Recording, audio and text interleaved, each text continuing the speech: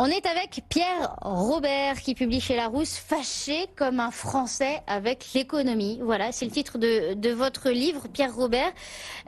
Vous constatez que les Français n'y connaissent quasiment rien en économie et que cela a un impact sur l'économie de ce pays. Pierre Robert, c'est terrible, fâché comme un Français avec l'économie. Déjà, le constat de base est terrible. Bonsoir. Bonsoir. Fâché, pas forcément ignorant ou nul, mais fâché effectivement avec les économistes d'abord, souvent brocardés, avec l'économie que Flaubert qualifiait de science sans entrailles, et surtout fâché avec l'économie de marché, vue parfois présentée comme une fabrique du diable. Mais justement, vous mettez en cause les programmes scolaires orientés à gauche, dites-vous, les journaux de gauche qu'on propose aux élèves dans les écoles, les médias qui portent aussi une lourde responsabilité, dites-vous dans votre livre. Est-ce que ça va pas un peu vite de diviser le monde en deux camps, si je puis dire, Pierre Robert? Il y aurait le mal, le camp du mal, la gauche, et finalement les libéraux. Je comprends très bien votre objection. Une objection, une remarque. Enfin, j'essaye de comprendre. Je dis simplement que les cours de sciences économiques et sociales du lycée souvent ne laissent pas assez de place à l'analyse économique, à l'apprentissage des concepts de base, des mécanismes, du raisonnement. Voilà.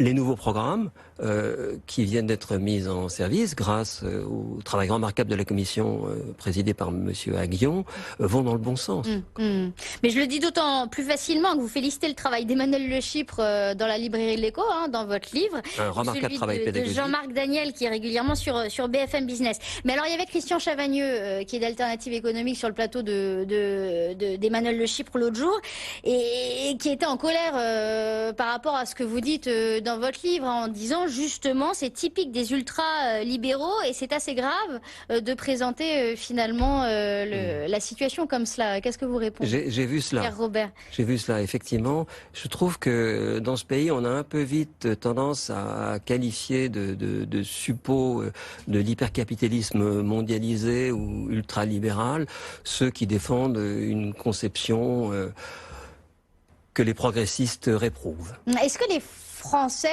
sont plus fâchés que les autres? Comment est-ce qu'on peut mesurer justement que les Français sont plus fâchés qu'un Anglais, qu'un Italien, qu'un Espagnol, Pierre Robert? On le voit à travers des enquêtes internationales sur les valeurs. Très clairement, ces enquêtes montrent que les Français se méfient énormément de l'économie de marché. Il y a d'abord une méfiance réciproque d'ailleurs, un degré très élevé de méfiance, mais plus particulièrement envers l'économie de marché, vue comme une machine un peu à broyer les gens, avec toute une série de clichés qui circulent sur la concurrence, qui serait une violence sociale insupportable qu'il faudrait absolument éradiquer, sur les inégalités, très vite assimilées à des injustices, sur la propriété, confondue avec la prédation ou avec le vol.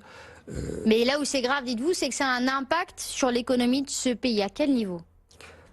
Ça a un impact. Un économiste américain qui s'appelle Edmund Phelps, dont je reprends les grandes lignes de l'argumentation dans mon livre, a estimé que cette absence d'une culture économique motivante en France coûtait environ 1 point de croissance chaque année en termes de PIB, ce qui est considérable. Ça affaiblit le potentiel. Chaque année. C'est l'estimation qu'il avait donnée. Parce que quoi? Parce que les Français ne sont pas assez enclins aux réformes? Parce que à quel niveau justement ça peut ralentir? Il y a l'aspect des réformes, il y a aussi une culture économique motivante, ça transmet le goût d'entreprendre, ça transmet le goût de prendre des risques calculés. Illustration, les deux jeunes femmes qui m'ont précédé, qui venaient parler de recyclage, qui prennent des risques, qui ont créé une appli. Mais justement, elles sont allées à l'école, ces jeunes femmes-là, et elles ont effectivement les mêmes programmes que vous, que moi. Elles ont échappé peut-être elles ne se méfient pas de l'économie et elles se sont lancées dans la bataille et ont peut-être échappé à cette influence un peu délétère qui règne parfois dans le pays. C'est quoi les solutions en 2 mots, Pierre Robert, justement, que vous proposez? Parce que vous, bon, il y a plusieurs chapitres, il y a plusieurs grandes parties, je ne vais pas rentrer en détail dedans.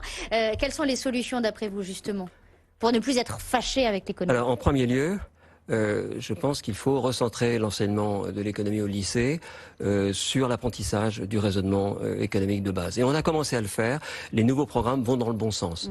Le problème, c'est qu'on a quand même pas mal de résistance au sein du corps professoral et on a formé des générations d'élèves à se méfier de l'économie. Ensuite, en faculté, à l'université, il me semble qu'il faudrait accorder moins de place aux mathématiques et davantage de place aux humanités et à l'acquisition de compétences devenues indispensables aujourd'hui, comme savoir parler en public, mener un travail en groupe, Qu'on entre plus dans mener le concret, un projet, voilà.